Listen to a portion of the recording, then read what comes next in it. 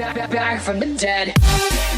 I know, I used the same intro for my last video, but Nokia is back from the dead and I really couldn't think of a better intro. Anyway, now's the time to dig in the Nokia 6, let's unbox it and take a quick look.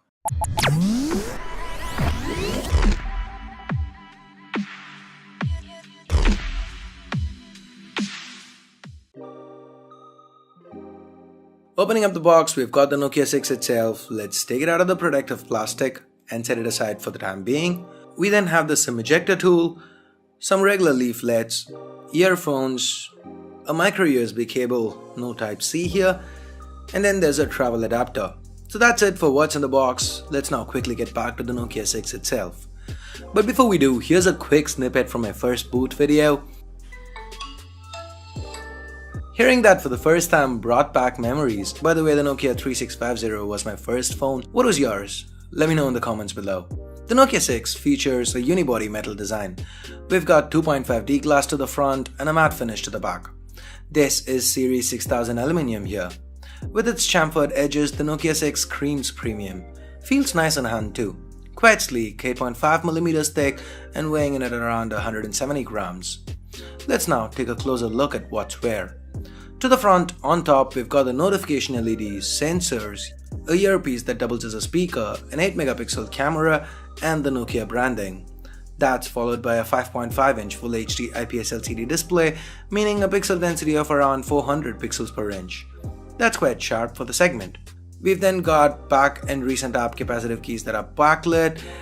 They aren't centered and that kinda triggers the OCD in me.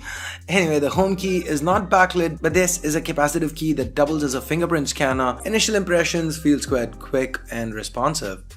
To the back, we've got a secondary noise cancelling microphone, a 16-megapixel camera with a dual-tone dual LED flash and Nokia branding. I love how the antenna bands are hit here.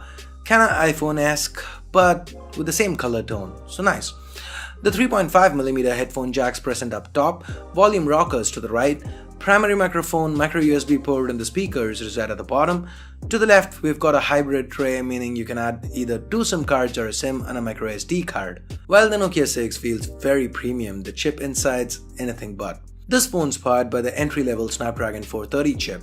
That's 8 Cortex A53 cores clocked up to 1.4 GHz each, coupled with an Adreno 505 GPU, but there's 4 gigs of RAM and a good 64 gigs of onboard storage. All this is backed up by a 3000 mAh battery. The Nokia 6 runs on Android 7 Nougat with Nokia's own custom UI, which is basically built on CyanogenMod 14. So once you look past the theme here, it's all quite close to stock. You don't get an app drawer on first boot, but you can enable it from the settings. Nougat features like the split screen mode that lets you run 2 apps side by side, almost like Samsung's multi-window mode, and the quick switch functionality that lets you quickly jump back and forth between the current app you use and the last app you used are present and accounted for. Google Apps aren't present here since this is a China exclusive. I'm yet to figure out how to sideload it. I will before I review this phone. Anyway, the camera app is quite simple. You can turn on the manual mode that gives you more options. You also get to turn on grid lines, switch the theme and so on. This is a 16-megapixel camera to the back with an f2.0 aperture and support for face detection autofocus. The selfie shooter is 8 megapixels, again with an f2.0 aperture. Both cameras can shoot videos up to 1080p at 30 frames per second. These samples you're seeing were quickly shot around the office. If you want me to do an in-depth camera review of the Nokia 6, let me know in the comments below. This phone is priced at 1699 yuan, that's about 17,000 Indian rupees or about $250 US. That is definitely more expensive than others with similar internals. Is this a case of HMD Global trying to cash in on the Nokia nostalgia? Or is it due to the premium build and other hardware like the camera or dual speakers, Dolby Atmos, etc.? I'll have more to say in the full review. So that's it for this quick unboxing video. If you have any video requests for the Nokia 6, head on over to the comments below. If you do want to pick a Nokia 6 up, I'll leave direct links in the description below. Use them if you want to help the channel out. And give this video a thumbs up if you liked it, vote it down if you didn't. For more videos like this including that full review, hit that subscribe button down below if you haven't already. If you're already subscribed, do this to make sure you get notified as soon as a video goes live on C4 Retech.